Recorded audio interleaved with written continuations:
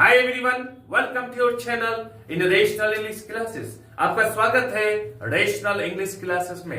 प्यारे बच्चों, आज हम लोग पढ़ेंगे कुछ ऐसे प्रीपोजिशंस के बारे में जिसका प्रयोग करते हम लोग गलती करते हैं। आज के बाद से वो गलती खत्म, वो कंफ्यूजन खत्म। चले हम लोग शुरू करते हैं। वो कौन सा प्रीपोजिशंस है जिसमें सभी लोग गलती करते हैं? चले हम लोग शुरू करते हैं।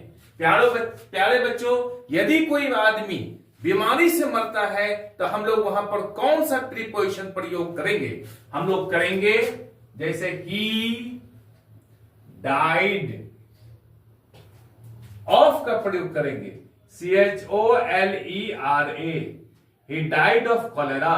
यदि कोई व्यक्ति बीमारी से मरता है तो ऑफ का प्रयोग करेंगे। प्यारे बच्चों, यदि कोई व्यक्ति किसी कारण से मरता है तो हम लोग कौन सा प्रीपोजिशन का प्रयोग करेंगे? हम लोग वहां पर फ्रॉम का प्रयोग करेंगे। जैसे ही डाइड फ्रॉम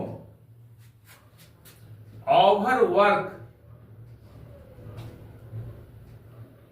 या फिर ओवर ईटिंग, जो किसी कारण से मरता है तो वहां पर फ्रॉम का प्रयोग करेंगे। प्यारे बच्चों, हम लोग तीसरा कंसेप्ट पढ़ते हैं। यदि कोई आदमी हिंसा में मरता है तो हम लोग बाय का प्रयोग करेंगे।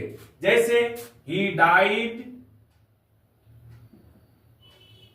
Bye violence.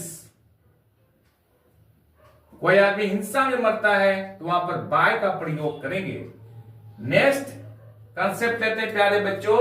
यदि कोई आदमी अपने देश के लिए मरता है तो हम लोग वहां पर फॉर का प्रयोग करेंगे। जैसे ही died for his country, he died for his country, यहां पर फॉर का प्रयोग करेंगे यदि कोई व्यक्ति अपने देश के लिए मरता है तो। पांचवा कंसेप्ट पढ़ेंगे प्यारे बच्चों हम लोग कि यदि कोई आदमी नेग्लिजेंस की कारण से मरता है, अवहेलना की वजह से मरता है, कोई बीमारी हुआ, टाल मटोल करता रह गया, बीमारी बढ़ गया, तो वहां पर हम लोग थ्रो का प्रयोग करेंगे। जैसे ही died through, THROUGH, negligence, NEGLIGENCE, यहां पर थ्रो का प्रयोग करेंगे। प्यारे बच्चों, छठा कंसेप्ट हम लोग पढ़ते हैं। यदि कोई आदमी लड़ाई में मरता है तो वहां पर हम लोग इन प्रीपोजिशन का प्रयोग करेंगे, इनका करेंगे। जैसे ही डाइड इन बैटल, BATTLE, यहां पर इनका प्रयोग करेंगे यदि कोई व्यक्ति लड़ाई में मारा जाता है तो। प्यारे बच्चों, नेक्स्ट कंसेप्ट हम लोग पढ़ते हैं। यदि किसी चीज को दो भागों में बांटा जाए तो वहां पर इनका प्रयोग करेंगे। जैसे ही डिवाइडेड द बनाना, बनाना का अर्थ होता है केला, he divided the banana in half. यदि दो भागों में बांटा जाए तो इन का प्रयोग करेंगे।